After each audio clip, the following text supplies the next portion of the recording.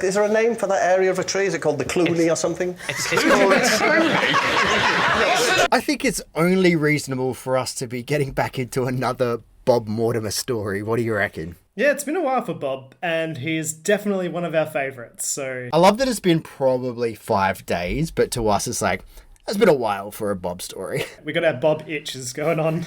So this one's going to be fun. It's the next one in the compilation, and we may have some insider knowledge on this one. Okay, how so? Because this is a story about Bob's didgeridoo. Ah, okay. And as everyone in the UK knows, every Australian owns a didgeridoo. Oh, absolutely. I've had 4 or 5.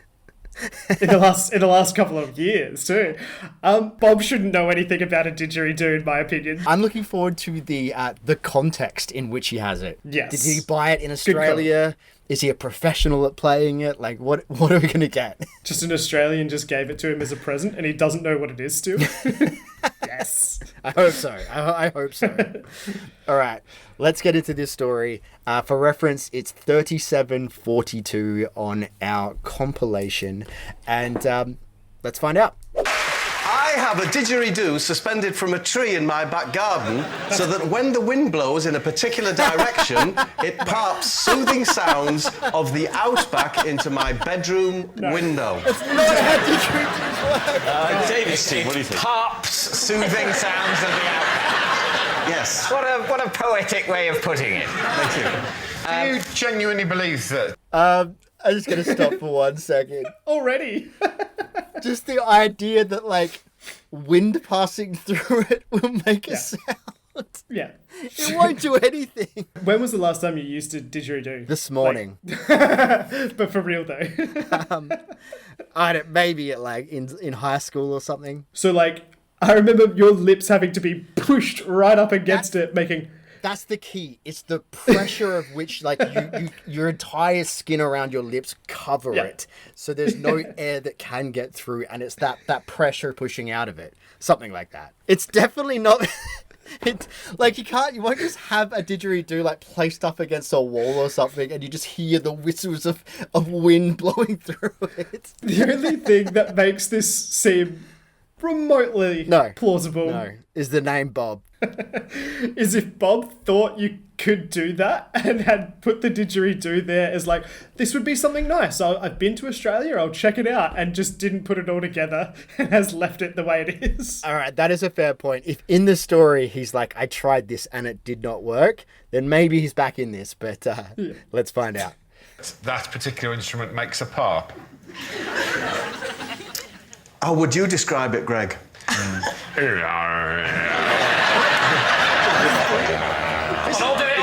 And how soothed do you feel? Stop parping. I get this every night in my house, please. Where is it, Bob? It's in a tree. Yeah. And you made a conscious decision to put it in the tree? Yeah. I thought you said it was hanging from a tree. What it is it's trapped in a V. I was like, is there a name for that area of a tree? Is it called the Clooney or something? It's called... Clooney? What's the not to believe George Clooney's holding a didgeridoo of a tree in his garden? Why don't you believe this? This part of your finger there is called the Clooney. Is it? So I'm assuming... I never knew That's that. why I said don't believe it. Clooney. Where it, and it's wedged there. It's wedged in the tree's V. Yes, it's wedged horizontally in the tree's V, facing southeast, which is the prevailing wind where I live. Where do you live? Not Britain. Britain. No, the prevailing wind in Britain is southwesterly. It doesn't happen every night. So tell us what this sound does for you then. You're lying in bed at night and you had a lovely day, you're just settling down, and you hear... And then what happens to you? I'm soothed. And the mind is soothed. You know, you get things that will do the same thing to, say, your throat. Yes. It does it to the mind. What if your brain's fine? You don't want to hear that every time it's windy. You're always soothing your brain, that's what sleep is. Hence the success of the pillow. Yeah. Can I just say, though, Bob, I've been led to believe by out-of-work hippies over the years that the didgeridoo is an incredibly difficult instrument to play, and yet it would appear that all one has to do is to pass air through it. No, you have to position it correctly, just as you would have to over your mouth. I've done that by utilising the Clooney. of a tree. You're But, using the but for coonie of a example- tree as human lips. You can get any kind of noise out of a didgeridoo. The cloonie, which it doesn't exist, on Bob's tree, would have to be flesh-like, because an Aboriginal never doesn't said- just go through it, because it's not just wind, they use their lips. Very good point. Very good point. Just coming up this time of year, I admit it's a lot better. In fact, I have a wisteria that grows through the didgeridoo. Of course. Is it And one when of the those... wisteria comes into leaf, not only does it pipe the wind towards the didgeridoo, but it acts as the lips. It's long been said that if the wind blows in the right direction through wisteria, it can play any instrument in the world. It's time to decide, David. Okay, we need to make it. Well, we have reached a very interesting part of our journey with Bob Mortimer, because this is the first time I am super confident that Bob is lying, and I think we're going to be correct on this. Yeah. I need a minute. What just happened?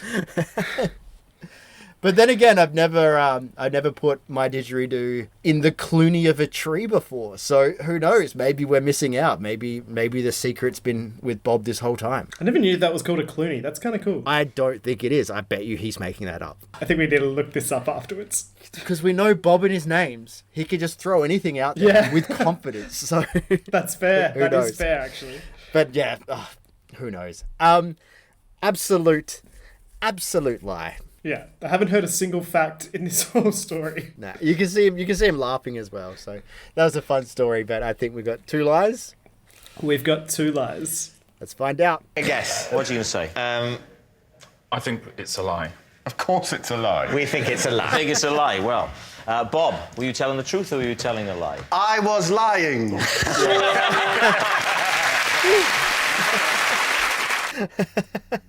Could you imagine how much grief he would have copped if he said he was telling the truth?